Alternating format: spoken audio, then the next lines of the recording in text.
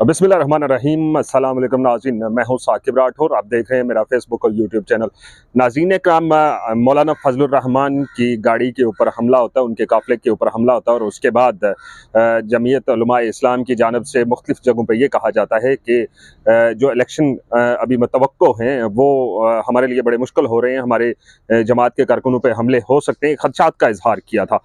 आज election commission में जमीयत उलमाए इस्लाम के एक कारकुन ने दरख्वास्त दायर की है, जिसमें ये मौक़िफ़ इख्तियार किया गया है कि अब सिक्योरिटी थ्रेट्स की वजह से यहाँ इलेक्शन मुलतवी नहीं बल्कि हमें एक लेवल प्लेइंग फील्ड दी जाए। हाफ़िज़ साहब, सबसे पहले तो आपका बहुत शुक्रिया, आपने वक्त दिया। ये बताइएगा कि ये दरख्वास्त आज जमा करवाने की क्या ज़रूरत थी? देखिए, बात यह है कि 2 दिन कबल जो है वो मौलाना साहब की गाड़ी पे हमला हुआ है और उससे कबल जो है मौलाना साहब किसी भी प्रोग्राम में जाते हैं तो उनको एक थ्रेट पकड़ा दिया जाता है कि आपको यहाँ पे थ्रेट है और आपके लिए जान को नुकसान हो सकता है। और इससे पहले हाफ़िज़ अब्दुल्ला साहब और मौलाना अब्दुल गफ़ूर हैदरी साहब और जमात के प्रोग्राम में आम खार में हमला हुआ, हमारे कारकुन शहीद हुए। तो आज दरख्वास्त सिर्फ़ देने का मेरा ये एक एहतजाज है।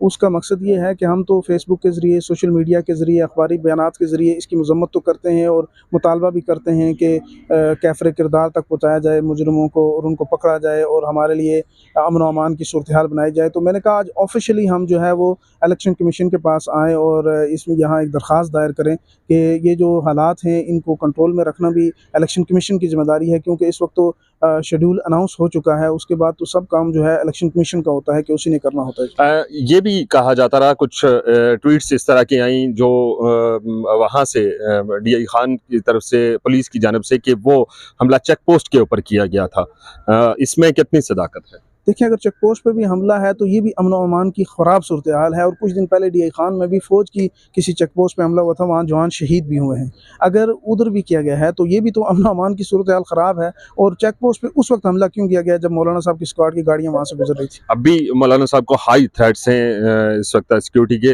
अब ये बताएं कि कुछ हमारे लोग ये भी कह रहे हैं कि जमीयत उलमा इस्लाम जो है वो इंतखाबात को मुलतवी चाहती है, कुछ टेक्टिक्स इस्तेमाल किए जा रहे हैं, क्या कहेंगे? जमीयत उलमा इस्लाम की तारीख़ आपके सामने है। कोई भी ज़िमनी इंतख़ाब हो या कोई भी जनरल इलेक्शन हो, सेनेट के इंतख़ाबात हों या किसी भी सतह के इंतख़ाबात हों, जमीयत उलमा इस्लाम एक जमहूरी पार्टी है, सियासी पार्टी है।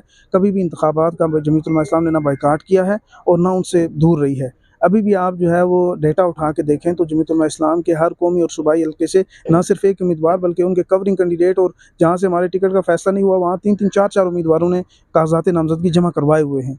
तो इसमें ये कहना तो एक बातों की हद तक है, बाकी तो हम संजीदा हैं। अगर इलेक्शन ना चाहते हों तो ये करोड़ों रुपए के जो जमा करवाई हैं, फ़ीसें जमा करवाई गई हैं और कारकुनों ने कागज़ात जमा करवाए हैं और इतने संजीदगी के साथ कारकुन काफ़िले लेके गए हैं इलेक्शन कमीशन तक कागज़ात नामज़दगी जमा कराने के लिए, तो ये फिर क्यों किया गया? आखिरी सवाल आपसे ये पूछूंगा कि आप भी सियासी कारकुन हैं और बहुत सारे ऐसे सियासी कारकुन, अब बल्कि लेवल प्लेइंग फील्ड की बात आपने भी की। इस वक्त पाकिस्तान के अंदर एक जमात को दीवार से लगाया जा रहा है उनके मुताबिक, और सियासी कारकुनों के सरेआम जो उनकी एक्टिविटीज़ हैं वो करने की इजाज़त नहीं दी जा रही। क्या बैसियत सियासी कारकुन आप समझते हैं कि इस तरह की एक्टिविटीज़ मुल्क के अंदर होनी चाहिए? देखिए, एक बात है कि हमारे अकाबरीन शहीद भी हुए हैं, जमात के मरकज़ी लीडरान मौलाना खालिद महमूद सुमरो साहब, मौलाना मुराजुद्दीन कुरैशी साहब और एक लंबी लिस्ट है। लेकिन आपने कभी नहीं देखा होगा कि हमारा कोई कारकुन भी या कोई भी लीडर जो है वो इदारों के उसने वो दफ़ातर के सामने आ गया हो, तोड़-फोड़ की हो या मुल्क को, रियासत को नुकसान पहुँचाने की कोशिश की हो।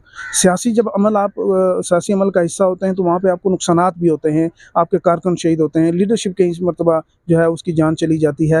लेकिन इस सब में हमने एक दायरे अमन व अमान के दायरे में रहना पड़ता है हमें। जब ये जो तरीक़े अदम एतमाद के बाद जो एक स्टांस उस जमात ने लिया या उसके कारकुनों ने या लीडरशिप ने लिया और जिस अंदाज़ से उन्होंने एक तशद्दुद की तरफ चले गए, तो उसका नतीजा यही होना था। आज की बात कर रहा हूँ, मौजूदा मैं इलेक्शन में। ये मौजूदा उसका नतीजा यही होना था। अगर ये हमारी जमात भी करती तो शायद इससे कहीं ज़्यादा कहीं गुना सख्त इक़दामात किए जाते या कोई भी करता, क्योंकि सियासी अमल के लिए आपको सियासी इक़दाम करने पड़ते हैं, बिल्कुल ऐसा ही सियासी है, सतह पे काम बिल्कुल करना ऐसा ही है। जमीयत उलमा इस्लाम इंतखाबात चाहती है।